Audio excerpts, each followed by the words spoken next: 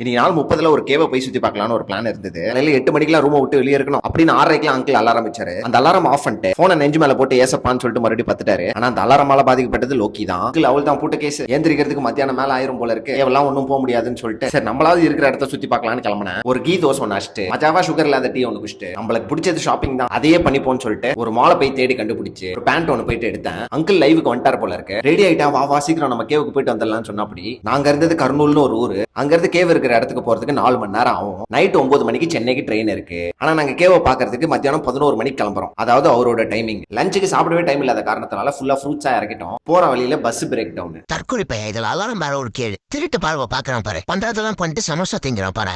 Cave எத்தனை மணிக்கு மூடுவாங்கன்னு கேட்டா கண்டக்டர் 4 மணின்றாரு, டிரைவர் 4:30, ஆட்டோ டிரைவர் 5ன்றாரு. கேவும் பார்க்க முடியாது, மறுபடியும் ரிட்டர்ன் வந்துட்டு ட்ரெயினும் ஏற முடியாதுன்னு நினைச்சோம். போற வழியில ஞாபகம் வரும்போதெல்லாம் அங்கிள் நீ எல்லாம் ஒரு பெரிய மனசு நான் திட்டிட்டே வந்தேன். அங்கிளுக்கு ஆட்டோல இருக்க ஆட்டோ பார்த்தோன்னா வேலண்டைன்ஸ் டேல பொண்டாட்டி ஞாபகம். சீக்கிரம் பாருங்க கேட்டு பையன். ஒரு வழியா ஸ்பாட்டுக்கு போயிட்டு ரீச் ஆயிட்டோம். இடம் பேரு பெல்லம் கேவ்ஸ். 4:30க்கு டிக்கெட் கவுண்டர் க்ளோஸ் ஆயிரும். 5:30க்கு எண்டிங் டைம்னாங்க. நல்லபடியாக 4:20க்குலாம் போய் சேர்ந்துட்டோம். முந்திட்டு போறான் பாருங்க லவ் டு. ஒரு 2 பஸ் மாறி அதுல ஒரு பஸ் பிரேக் டவுன் ஆகி ஒரு ஆட்டோ பிடிச்சி கஷ்டப்பட்டு தான் இந்த இடத்துக்கு வந்தோம். ஆனா வந்ததுக்கு இடம் வருத்தான்னு கேட்டீங்கன்னா வருத்துதான். இது வரைக்கும் பார்க்காத ஒரு டிஃபரெண்ட் எக்ஸ்பீரியன்ஸ். லொகேஷனுக்குள்ள போக போக மஞ்சுவல் பாய்ஸ் வைப் ஓட்ட ஆரம்பிச்சிச்சு. ஆனா இந்த லொகேஷன் ஃபுல்லா அண்டர் கிரவுண்ட்ல இருந்த காரணத்தினால மூச்சு விடுறதே கொஞ்சம் கஷ்டமான டாஸ்கா இருந்தது. ஆனா இடையில அங்கங்க ஃபேன் காத்து மாதிரி ஒண்ணு வச்சிருந்தாங்க. அப்பப்ப நிறுத்தி காத்து வாங்கிட்டு அங்கிருந்து நவுந்துட்டே இருந்தோம். சுத்தி பார்த்துனே இருக்கும் போதெல்லாம் மணி 5, ட்ரெயின் வேற 9 மணிக்கு இருக்கு. மறுபடியும் ரிட்டர்ன் போறதுக்கு 4 மணி நேரம் ஆகும். இதுல 2 பஸ் மாறி வேற போனோம், அதுக்கு வெயிட் வேற பண்ணணும். சரி பரவாயில்ல, இருந்தாலும் இவ்வளவு தூரம் வந்துட்டோம். ஃபுல்லா சுத்தி பார்த்துட்டு சீக்கிரம் போயிட்டு ட்ரெயினை பிடிச்சிடலான்ற ஒரு நம்பிக்கையில தான் இருந்தோம். ஆனா முடிச்சுட்டு ரிட்டர்ன் வர வழியிலே மணி 5:30. பட் இந்த ஸ்பாட் ஒரு டிஃபரெண்ட் எக்ஸ்பீரியன்ஸ். ஒரு மாதிரி பாக்குறதுக்கு ஒரு ஃபீல் குட்டா இருந்தது.